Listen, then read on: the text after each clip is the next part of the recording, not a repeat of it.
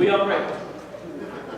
Dear the Father God, we just thank you for this day. We're thankful for the ability to come here and gather in fellowship, and we're thankful for the people of this congregation, God. We're thankful for John bringing his expertise and his unique perspective to this series, God. Just help us to always keep our minds open to learn new things and learning how we can connect things that maybe we wouldn't typically think can connect with your word and your kingdom and just your nature, God. We're so thankful for those different ways that we can connect things and help grow our faith in that process. As we go through this lesson tonight, just help us to glean what we can about you and just learning about the world that is around us. Be with us as we go our separate ways and help us to be lights for you in the darkness of this world. And it's in your name we pray. Amen. Amen. So this is going to take more than a week because this is all the material I want to try to cover. I got about 60 pages worth of stuff. So, we're not going to get through all of it. Not today. No. So, what happened to the dinosaurs? There you go. They didn't have tacos. They died out because they are the key to survival. So, we're going to talk about dinosaurs. This is a lesson that, this is a Bible class, so I try to bring as much Bible into it as I can, but there's going to be quite a bit of this that is looking at what mainstream science tells us and what the Bible tells us. So, one of the things I want to start with, I don't know if that shows up very well, but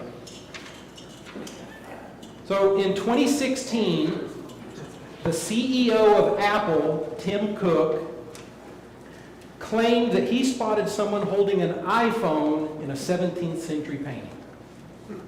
And he showed the painting to show it. Now, is that true? No. Why not? It's a real painting.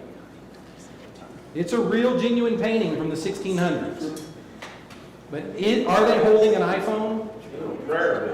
Well, it's actually, the name of the picture is man handing a letter to woman. But it looks kind of like an iPhone, but we know it's not because we know iPhones did not exist in the 17th century.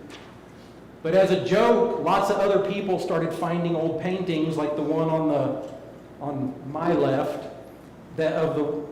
showing different people from all these different times looking like they're staring at their iPhones.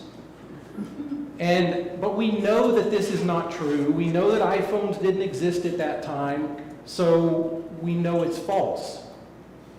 So, now, if I give you a picture of someone riding a dinosaur, true or not? Maybe not true today, but could it have ever been true in the past? Most people will say, no, if you do something, that's foolish. That's just stupid. You don't know what you're talking about. Dinosaurs and humans didn't exist at the same time. Yet we have ancient drawings, cave drawings, that depict dinosaur-like creatures. We don't know if they're dinosaurs, but they certainly look kind of dinosaur-ish. They have long necks, humped backs, long tails. So, we also have a lot of ancient stories, particularly within Chinese writings, that mention dinosaur-like creatures pulling the chariots of Chinese kings or Chinese emperors. We even have a lot of Bible believers who will dismiss the biblical account that humans were created on day 6 and all animals were also created on day 6. Is a dinosaur an animal? They would have been created at the same time that humans were, from a biblical standpoint. So if that's the case, they had to coexist. Now, if I draw a picture of something like this, is it foolishness? Because we've seen it. We see people riding 20,000-pound elephants. If I write a story about a woman riding on the back of a killer whale, an 8,000-pound killer whale, we don't have a problem with that because we've seen it happen. We hear about somebody sticking their head in a giant alligator's mouth, and we believe it. So, we know that people can tame lions, tigers, bears, elephants, hippos. We've captured them, put them in the zoos. We know this happens all the time, and we don't have a problem with it. But if we tell someone that, hey, there's evidence that man and dinosaurs lived at the same time, they'll tell you, nah, that's absurd. Because dinosaurs died out long before humans were ever on the earth. But if mankind can tame and capture all of these dangerous animals, why do we find it hard to believe that they might have lived at the same time as the ferocious dinosaurs that we've seen? So, secular science tells us that dinosaurs lived millions of years ago. But from a biblical standpoint, we have to ask, did God make dinosaurs? Because there's a lot of people that think dinosaurs never actually existed. There's a story here. It's a little short one. And this woman is writing. She says, I'm a little shocked. She says, I'm a Christian, but the Bible doesn't say anything about dinosaurs. And my neighbor gave my 8-year-old child toy dinosaurs. Should I let them keep them? And they're saying, as long as they understand that they aren't real. Even PBS says that they're real, and we find bones, and we find fossilized remains. But mainstream science says that they lived millions of years ago. And from a Christian biblical standpoint, we look at the Bible of when the earth was created, and it was a little over 6,000 years ago when we follow the genealogies. So, if dinosaurs weren't real, where do we get the bones and the fossils? Why do we even have fossils? Is God a practical joker? Did he just put a bunch of rocks that look like bones in the ground to give people something to do and something to argue about? I don't think so, because that would imply that God was trying to mislead people. But if they were real, they would have been created at the same time that mankind was created, on day 6. They would have coexisted with man. If they were still alive at the time of the flood, they should have been on the ark. So, where are they now? We've looked at it before, but Genesis 6, 19 and 20, God said, you are to bring onto the ark 2 of all living creatures, male and female, to keep them alive with you. 2 of every kind of bird, 2 of every kind of animal, of every kind of creature that moves along the ground will come to you to be kept alive. So if dinosaurs were created at the same time as man, they would have been on the ark if they were still alive at that time. And there's no reason to think that they weren't still alive at that time. Now, we have 2 totally different views here. We have secular view that looks at evolution, that says dinosaurs lived about 235 million years ago. That's when they showed up on the earth. They ruled for about 170 million years. Then there was some sort of catastrophic event, and most scientists will tell you that a large asteroid struck the earth, causing huge devastation that ended up causing the majority of the dinosaurs to go extinct somewhere between 60 and 64 million years ago. Those that didn't die off eventually evolved into birds. And then man showed up around 1 to 4 million years ago. So according to the secular view, the dinosaurs died out long before man ever showed up, so they never coexisted together.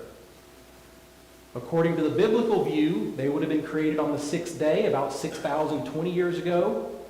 Some sort of catastrophic event, which we know as the global flood, wiped out all the wickedness. Some representatives were saved on the ark. Birds were created on day 5, so they were created before land animals, which means the animals would not have evolved into, birds would not have evolved into dinosaurs. And if they were created on the same day as man, they would have coexisted. Now, here we have 2 different views. What are we basing this off of? We have fossils today. We find fossils, we can look at fossils. As a creationist, we have the exact same fossils as an evolutionist. And how many of us were there at the beginning when time was started? Nobody? So, we don't exactly know how it was done. We just know we have fossils today. And we are trying to figure out how to make our fossils today fit the past. The past that we did not witness. Now, evolution, secular view, there was no witness. With a biblical view, we have God as our witness, who wrote down what happened. He told Moses to write down specific things and record what he saw and to give us that account. So, regardless of if you're an evolutionist or a creationist, we all have the same facts. We live in the same world. We see the same fossils. We see the same animals that are currently alive today. We live in the same universe that's governed by the same rules and laws, but we have different reasons for why we're trying to fit the fossils today to the past, or different ideas of how we're doing that. So we ask the same questions. What happened in the past to bring dinosaurs into existence? And what wiped them out? And what left the fossilized remains? Evolutionists and creationists, we have the same questions. What created the dinosaurs? What wiped them out? And why do we have fossilized remains? In 1996, a science writer for Time magazine, he wrote that paleontology, which is the study of fossils, is much like politics. Passions run high, and it's easy to draw very different conclusions from the same set of facts. There is not always agreement within the realm of paleontology. They don't always agree with what they find. Now, a scientist, and I've kind of talked about this before, a scientist who believes the Bible is the Word of God will come to a different conclusion than an atheist who denies God. Ultimately, we have two ways of thinking. One, we can start with the revelation from God, which is the Bible. We can use that as our foundation on all of our thinking, including biology, history, and geology. And that will result for us in a Christian worldview. Or we can start with man's belief that we evolved from goo to where we are today. And we can use that view for all of our thinking, biology, history, and geology. And we are going to come to, when we analyze the evidence, we're going to come to a conclusion that says that's where we came from, a worldview. So we can have a Christian worldview when we look at stuff, or we can have a man's worldview when we look at stuff. And a lot of people have been indoctrinated through media and our current school system that only teaches you one side of it into this secular way of thinking. And what happens is we tend to take this secular thinking to the Bible instead of using the Bible to form our thinking and take our thinking to the Bible. So we end up trying to make what the world tells us fit the Bible instead of making the Bible fit what we know. So, Romans 12:2 says, "Do not conform to the pattern of this world, but be transformed by the renewing of your mind. You will then be able to test and approve what God's will is, his good, pleasing, and perfect will."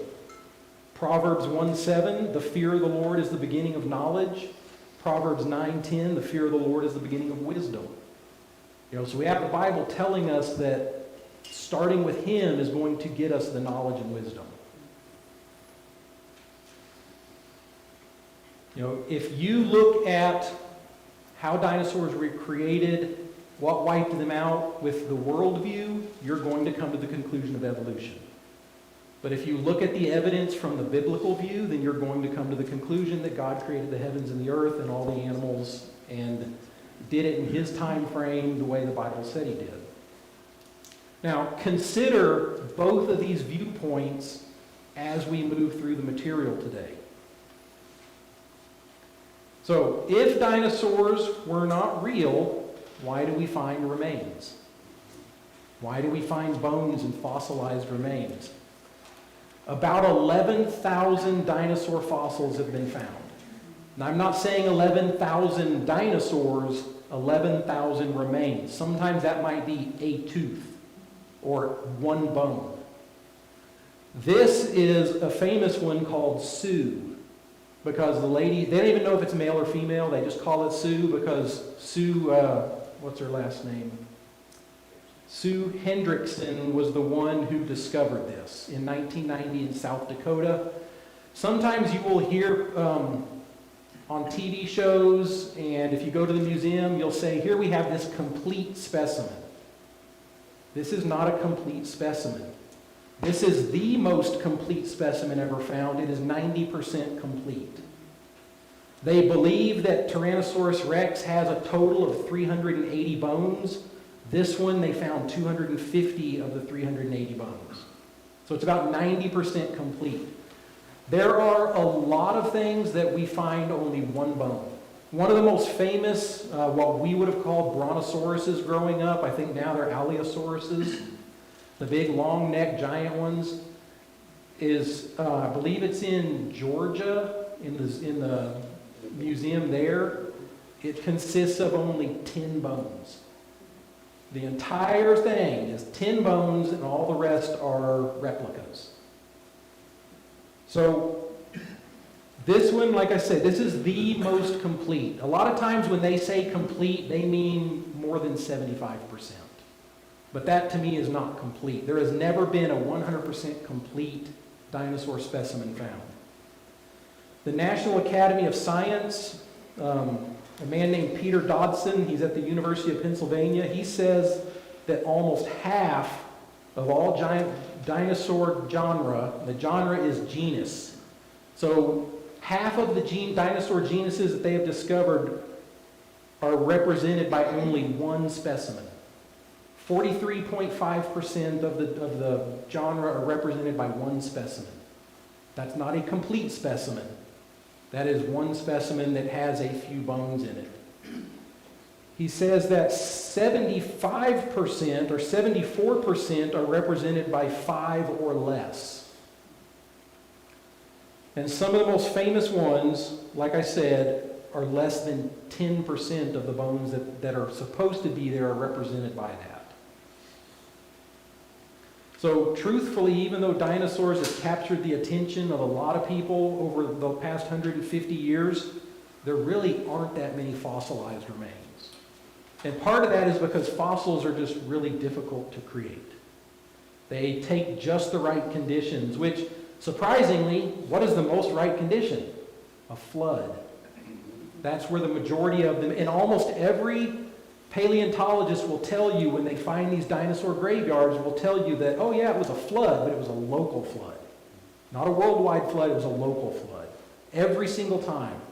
And there's a lot of these around the United States that they find all the time. So, if dinosaurs are real, like I said, they would have been created on day 6, the exact same time that all the animals were created. I was asked one time, does that mean God couldn't have made more animals later? He could have, but Genesis 2:1 tells us that all of his creation was completed. He was done. So I don't think he was done and then later said, you know what, I think I'll make some different animals now. You know, it tells us that it was completed. You know, secular science tells us that dinosaurs evolved, lived and died out 64 million years ago before man even showed up on Earth. So there was a 60 million year time gap based on evolutionary science that dinosaurs were gone 60 million years before people show up.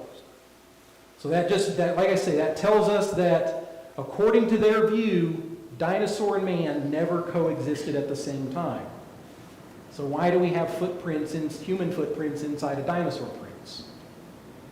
You know, did a dinosaur step on it in the mud and then it hardened into rock and then 60 million years later soften up again so that a person could step on it and then it rehardened. That's not how rocks work.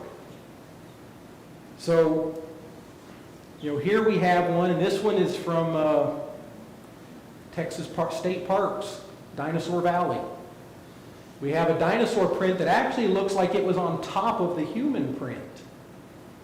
And what the evolutionary biologists will tell you is that, well, this one that looks like a human print is actually a different dinosaur, but the way it was walking, the back of its leg was touching the ground, so it just looks like a human print. I'm not saying that's impossible, but it doesn't look that way to me. It looks like a genuine human footprint. Can you tell if it was running really fast? You'd have to see the other footprints. This is a handprint that came out of the same rock layers as some dinosaur prints at Dinosaur Valley State Park or Dinosaur State Park here in Texas, near Glen Rose, Texas. And to me, it definitely looks like a handprint, a human handprint.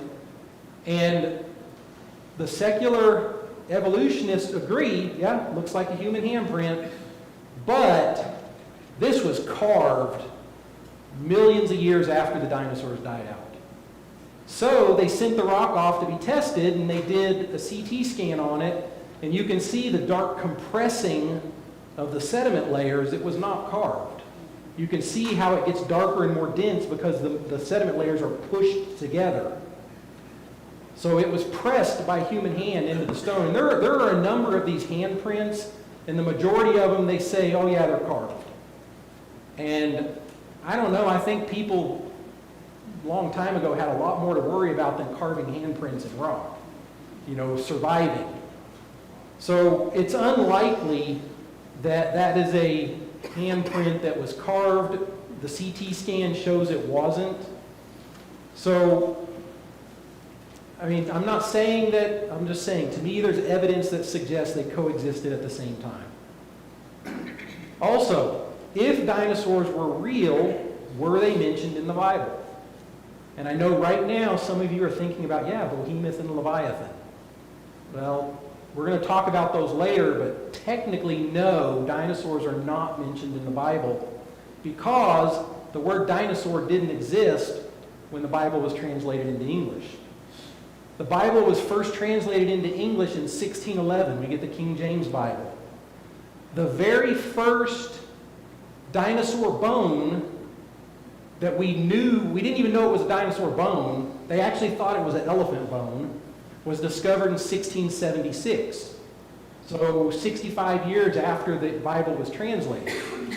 And the person who found it actually thought that it was an elephant bone found in England and thought it was a large elephant bone from the time that the Romans invaded England. So that's what they thought it was. They didn't know. They were wrong. It ended up being a dinosaur bone. And then over the years, some different artifacts were found, but nobody really knew what they were. They would find something that looked like a tooth or looked like a different bone, but nobody really had any idea what they were until 1822 when Mary Ann Gideon was walking along and she saw a rock. Her husband was a fossil collector. She saw a rock, thought it was really neat, picked it up, took it to him. He began to analyze it, and he found in it what looked like a tooth. But it was bigger than the typical iguana tooth, but it looked just like an iguana tooth, but much larger. So based on that tooth, he determined that there must have been some big lizard-type creature, much bigger than a typical iguana, and they called it iguanodon. And then in 1833, based on a lot of these artifacts that had been found, they start looking at them and saying, you know what, there might be something to this. These might be from some animal we don't know. And the very first dinosaur was described, and they called it Megalosaurus. And they thought that maybe it was a big four-legged lizard, but then they decided, no, it actually walked on hind legs and had two small legs up front. The term dinosaur did not come about until 1842. And that was when they began noticing all these artifacts. They combined two Greek words, And it actually in Greek means terrible lizard. So they have the Greek word dinos, which means terrible, and the Greek word sauros, which means lizard. So it means terrible lizard. And that's when the whole term dinosaur ever came about. So prior to 1842, and this is important for some of the rest of this, people did not know that dinosaurs existed. They did not know there were any giant reptilian creatures ever. So because the word didn't come about until like 170 years later, that's the reason that dinosaurs are not mentioned in the Bible, because the word didn't exist. So what word is in the Bible? Does anybody have a King James? What's it? No, Leviathan is one. Actually, you will see the term dragon quite a bit. And dragon comes from ancient Greek, drakon, which means serpent. And in the early 1200s, the English word dragon simply meant huge serpent. That's all it meant. What we call a dragon today has been changed over the last couple of centuries. But in the early 1200s, all dragon meant was huge serpent. That's it. So in a little bit, we are going to look at Behemoth and Leviathan. But not yet. So, the Chinese word also they use for dragon for dinosaur. Now, when did the first dinosaurs get discovered? Around the middle of the 1800s. This is on Bishop Richard Bell's tomb, and he died in 1496. Okay, so at the time, it was custom that the bishop would be buried under the floor in the church. So this is in the church in Carlisle, England. His tomb was a brass vault set in a stone floor. And there are several engravings of animals around this brass strap. And several of them are easily recognized. They're still living animals today. There's an eel, 3 dogs, a bird, a pig, a bat, a fox, a dolphin, a bear, 4 fish, and this. 2 long-necked creatures. So why would all of these other animals be real, but this one is not? So this is what looks like what they call a sauropod, only you kind of see, I don't know, does this have a pointer? Maybe? Nope. If it does, I don't know how to do it. So you can kind of see on this tail right here, there's a couple of club-looking spikes, but on the other tail there is not. This was engraved in 1496, and in 1983, some Chinese paleontologists found sauropod dinosaurs that look like this picture on the bottom, and you notice spiked club-like tail. And these were not found until over 400 years later. So it seems to me that the people who buried Bishop Richard Bell were familiar with these animals in the late 1400s, enough to know what they looked like. So to me, that suggests that they may have seen them at some point. Are you going to ask you a question? Sure. How do you take 10 bones and interpolate 30-foot long? They look at a whole bunch of different other specimens that have, this one's got 5 different bones, this one's got 2 different bones, and they try to put them all together. And sometimes they find out that they're wrong. Sometimes they put them together and realize that, wait a minute, we put that backbone here where the leg was supposed to be, and this one doesn't even belong to that species. And they find out. 2 or 3 of these that actually, you kind of know that's what they look like. That's what they think they look like. Well, the one that had the 200 some odd bones, That one's, yes, that one was pretty intact. that's And sometimes they do find remains where you actually see an entire pelvic girdle and the whole leg, so you can kind of figure out what the leg shape was and everything. So, here we have a sculpture figurine that was created sometime between 300 BC and 300 AD. Looks an awful lot like we call an ankylosaurus. The ankylosaurus was not discovered until 1906. So we didn't even know these existed until they found the remains in 1906, but someone nearly 2,000 years earlier made a sculpture of one. You know, how do you know what it looks like if you've never seen one? Here we have another sculpture that dates to 3,000 years old, so around 1000 BC. And then right below that, this is a relief that's carved into, I know you've heard of Angkor Wat, which is one of the temples in Bangladesh. And this is in that complex. They have several temples in that area. This one comes from a temple called Tapram. And as you walk in the main gate, you see this relief right here, which up there and down here, it looks an awful lot like a stegosaurus. Stegosauruses were not discovered until 1877 in Colorado.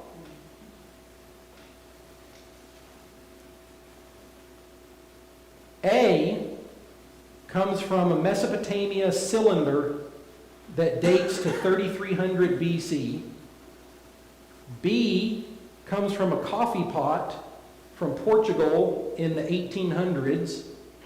C comes from Vietnam, 3rd century AD, so the 200 ADs.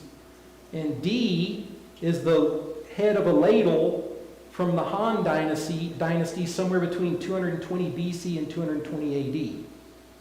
So here we have Mesopotamia, China. So we basically have the Middle East, Spain, Vietnam, and China from all different centuries, yet they all look basically the same. The same basic structure, the same basic head shape, the same raised head crest. They either were really good at guessing, or someone traveled the world and saw all of these different items and created them as they went, or these individuals who drew them, who created them, have seen these animals alive. So if we had them, what happened to them? You know, evolutionary science tells us that a large comet or asteroid hit the Earth around 64 million years ago, and it wiped them out.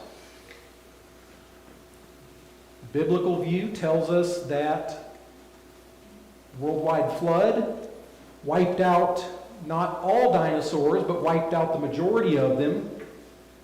It stirred up a lot of sedimentary layers, redepositing it, that would have resulted in rapid burying. So that would have helped preserve a lot of them. So it makes sense that either way, on this part, if you had the world view or the Christian view, you are going to find mass graveyards. Because there would have been mass die-offs, either mass die-offs with a giant asteroid or mass die-offs with a global flood.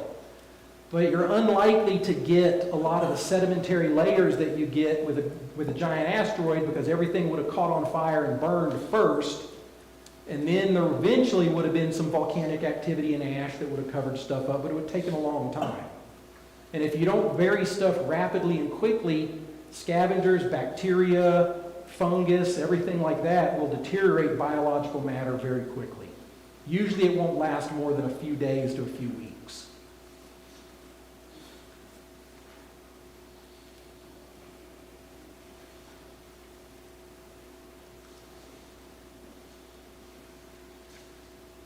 Got this out of order. Hang on one second. Now, if we had a huge flood, we talked about it last time or a couple weeks ago, the earth afterwards would have been very different. You know, we talked about the possibility that the plate tectonics broke apart the continent, moved everything to where it is now. We had a lot of volcanic activity. So we definitely probably have experienced a lot of climate change. We know that the Bible after the earth was not the same as the earth. We know the earth after the flood in the Bible was not the same as before the flood. Things were different. There are new lakes. There are new mountain ranges, according to Psalms 104. The mountains pushed up, the valleys dropped down. Before we had no rain, we had water coming up from the ground and a river flowing from the garden that watered everything. So there was definitely some changes in topography, changes in climate, all sorts of changes that would have occurred. And we know, as a biologist, I know, over the years, there have been a lot of animals go extinct. That's a fact. We see it all the time. I am not a biologist that deals with extinction animals, but even within my job, we get notifications all the time about certain fish in our areas that live in there are creeks and streams that are endangered or threatened, and freshwater mussels that are endangered and threatened. And so we know a lot of that. We know that a lot of animals go extinct. We know that a lot of animals have gone extinct over the years. Can I ask you another question? Yeah. Since you showed that picture of that, and you may have said this, because of how it's stated there in the creation, and some of this, is it likely that all land mass was together at creation? There is one, everything that we've looked at is theoretical models. And that's the same thing with evolution. Nobody was there. They're putting together theoretical models, but every single model has problems associated with it, and you're basing it all on assumptions. You do research, you find out your assumptions are wrong, you change your ideas. At least you're supposed to. And there is a model that has been proposed that there was a supercontinent. During the flood, it broke apart. That's where a lot of the floodwaters came from. While the flood was going on, it slammed back together to create new mountain ranges and valleys. And then over the next year, while the flood was going on, the continents moved to where they were. And there is evidence of rapid plate movement. It literally says, I will separate the water from the dry land. Yeah, and that's where the original person who proposed plate tectonics looked at how some of the continents looked like they should have fit together, like a puzzle, and he read that same verse that I will gather the waters to one place and have dry land appear. So he thought, well, that makes me think of a supercontinent. And that's when he began to looking at, and for 50 years they said, no, plate tectonics is foolish, you don't know what you're talking about. And then they did some more research and said, hey, you know what, plate tectonics are real. And that was only in the 1960s when plate tectonics were discovered and made and determined to be real science. So there is evidence that dinosaurs existed until not too many years ago. And because of evolutionary science tells us that dinosaurs died out 64 million years ago and people have only been here for less than 1 million years, that it's obvious foolishness, the stories are made up, it's fantasy fairy tale. So, Isaiah 30, verse 6 says, the oracle concerning the beasts of the Negev, through a land of distress and anguish, from where comes lioness and lion, viper and flying serpent. They carry their riches on the backs of the young donkeys and their treasures on camels' humps to a people who cannot profit them. Isaiah is talking about flying serpents. So, is it possible that he's talking, I'm not talking about a great big giant dragon, but is it possible that he's talking about a flying reptile that we don't still have today? Because it seems that, it seems that is what he is saying, is that there is, and we now know that there were flying reptiles. We have found the remains, we have found that they're there. They had long, slender bodies like a snake and leathery wings like a bat. So, we read Genesis 1 and it tells us that on the sixth day, God created animals and he created man. So we should have been together, and then we have Isaiah talking about flying serpents.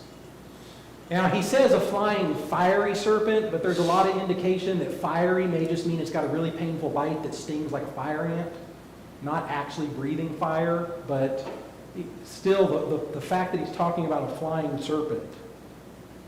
And we know from historical documents there was a Greek historian named Herodotus who lived around 450 BC, and he wrote, "There is a place in Arabia to which I went on hearing of some winged serpents, and when I arrived there I saw bones and spines of serpents in such quantities as it would be impossible to describe. The form of the serpent is like that of a water snake, but he has wings without feathers, and as like as possible to the wings of a bat." So Herodotus is talking about basically the same thing that is being described in Isaiah chapter 30. You know, he knows it's not a bird, he knows it's not a mammal, he's calling it a reptile, and he's saying it has unfeathered wings like a bat. There's also a Jewish historian, Josephus, who wrote 2,000 years ago about Moses and the Israelites having a difficult time passing through a particular region because of the presence of flying serpents. And when you read the account in Numbers about the snakes that Moses had to put up, the brass snake, if you read the original, it will say fiery serpent. It's the same word for serpent that's used in Isaiah 30 when they talk about the winged serpents, but they don't have the word flying in there. But Josephus says that when the ground was difficult to be passed over because of the multitude of serpents which it produces in vast numbers, some of which ascend out of the ground and also fly in the air and come upon men unaware and do them mischief. He says that Moses made baskets like arks of sedge and filled them with ibis, which is a type of bird, and carried them with them, and that the birds basically would eat the snakes to try and keep them away from the people. So he's being very detailed in what he's describing here. You know, these two historians don't mention extremely large flying reptiles, but they do record snake-like winged creatures, which could fly, and they lived in the past. The Pima Indians of the Sonora Desert, does everybody know where the Sonora Desert is? It's down around Del Rio, northern Mexico, that area down around Del Rio, Texas. So the Pima Indians are from that area, and they repeatedly told stories of a giant monster that lived in a cave and preyed on humans. And the story was recorded in 1699. It was a menace to the Pima because it would fly around and catch as many Indians as it could eat. And there are a lot of stories of giant man-eating birds that are common among many American Southwest Indian tribes. The Yaqui Indians spoke of a giant bird that lived on a hill of Otonkawi. Every morning it would fly out to capture its human prey. After many deaths, a young boy who lost his family to the bird killed it with a bow and arrow. In Utah's San Rafael Swell, there are also suggestive evidence for man's coexistence with pterosaurs, which are like pterodactyls, the big winged dinosaurs. In the Black Dragon Canyon, there's a beautiful pictograph of a pterosaur. The Indians of the Swell apparently saw a bird-like creature with enormous wings, a tail, a long neck, a beak, and a vertical head crest, which some flying reptiles sport. So they're describing something that supposedly had died out 64 million years ago. And then this is one I like the most.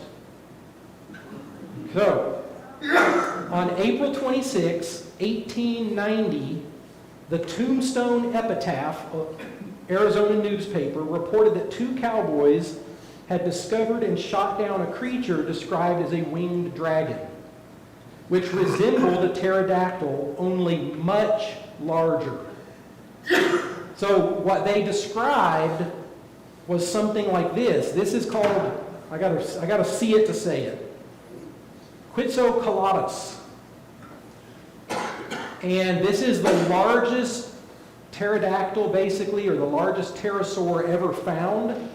And they were found in Texas in 1971, the remains. So in 1890, these two cowboys are describing something that looked just like this. This is what they described. Nobody had ever found it until about 80 years later. Then they find the remains in the Southwest, in Texas, and they're finding it in Arizona. So again, how did they describe it if they'd never seen one?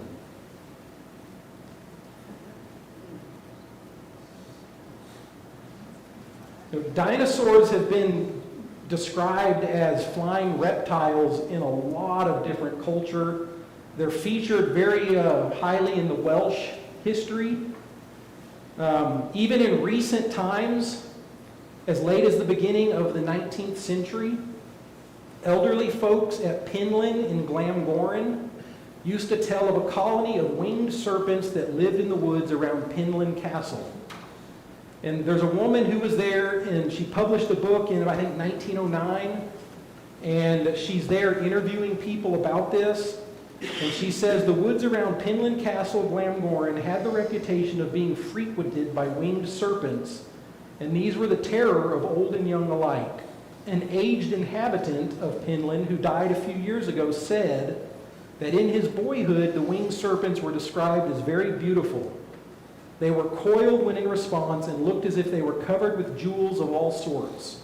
Some of them had crests sparkling with all the colors of the rainbow. When disturbed, they glided swiftly, sparkling all over to their hiding places. When angry, they flew over people's heads with outspread wings, bright and sometimes with eyes too, like the feathers in a peacock's tail. And he said that this is not an old story that we invented to frighten children, but a real fact, and that his father and uncle had killed a lot of them, for they were as bad as foxes for poultry. So they hunted them to extinction because they were killing all their poultry, is what he's describing here. You know, have we ever hunted anything to extinction? Yes, and we've been very good at it, and humans can be very efficient at it when they need to be.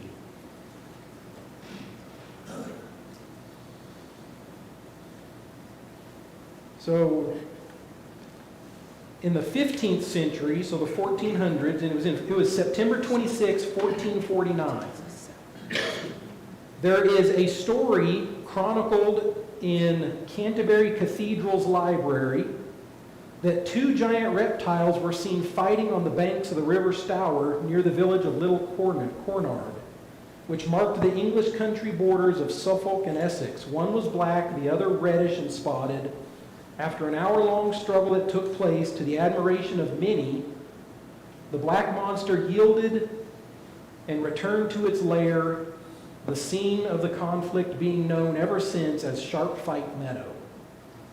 So we have tons of stories, but most people read the stories and they'll say, well, dinosaurs and dragons died out 60 million years ago, so these are all fantasy. They're all made up. Yet, we have the stories that describe the animals, and then hundreds of years later, we find the remains, and the remains match the animals they described.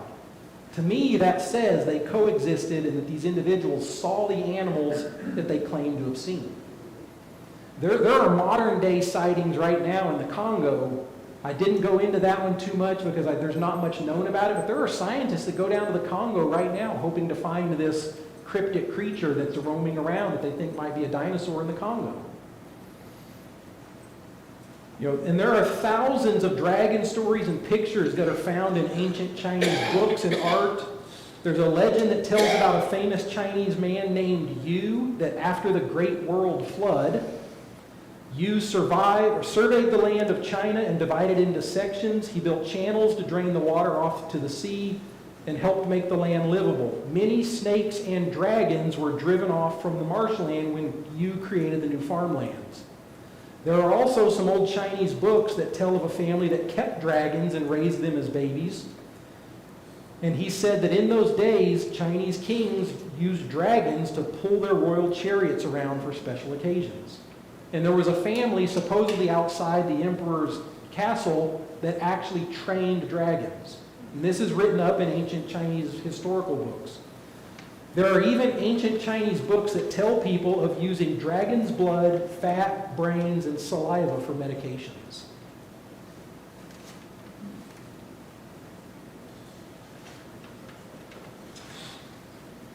There have also been some very recent discoveries of soft tissue found in dinosaur bones.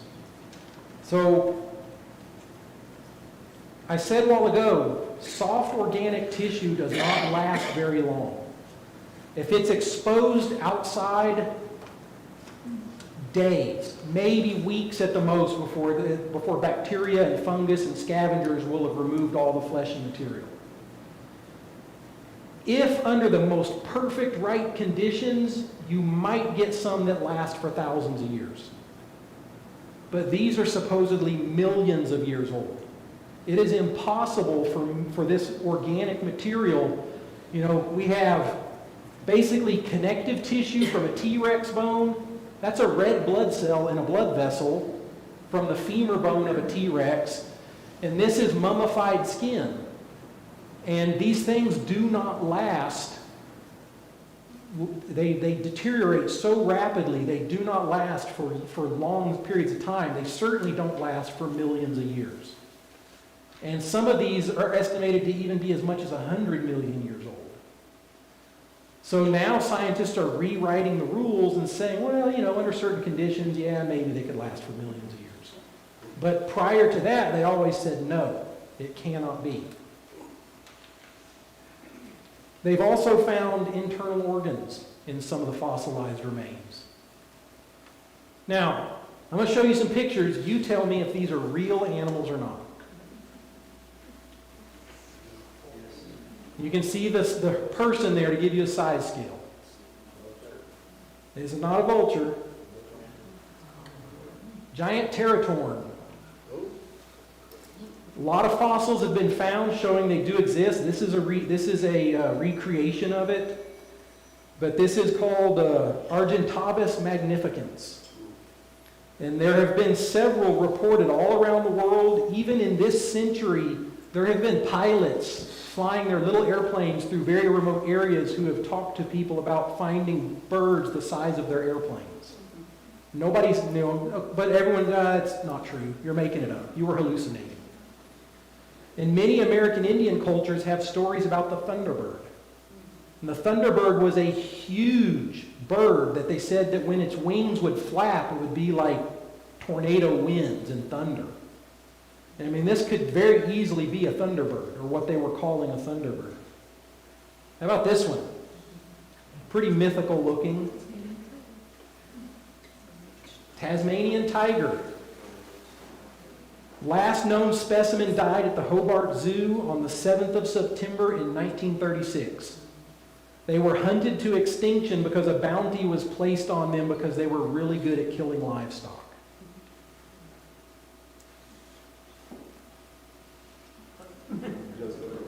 Yeah, dodo bird, discovered in 1598, hunted to extinction for food by 1681. A little over 100 years, or less than 100 years, all gone.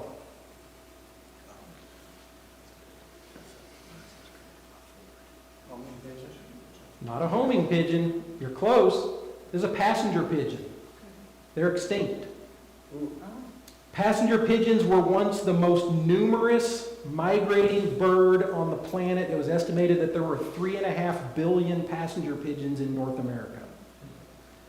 And they migrated, and their migration flocks were so big that in 1866 in southern Ontario they described a migrating flock as being a mile wide, 300 miles long, and it took 14 hours for it to pass overhead.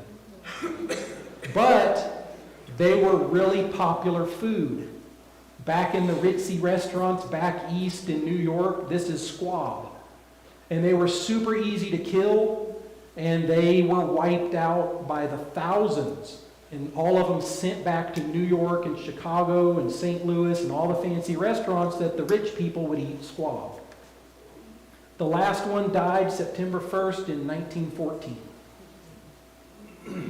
Not extinct yet, but there used to be, it was estimated at their peak, there were 60 million American bison.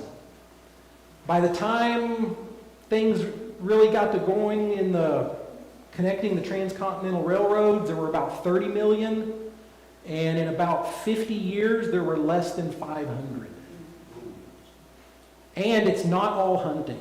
Hunting was blamed for a lot of it, but they were not killing more than they were reproducing. A lot of it was a tick disease, tick fever, that ended up killing a lot of them. You also had habitat degradation. Real or fake? I hope it's fake. It's real. It's a frilled shark. It was thought to be extinct. And, I mean, it looks like quite the sea creature. It was thought to be extinct for 400 million years, and then they found some alive.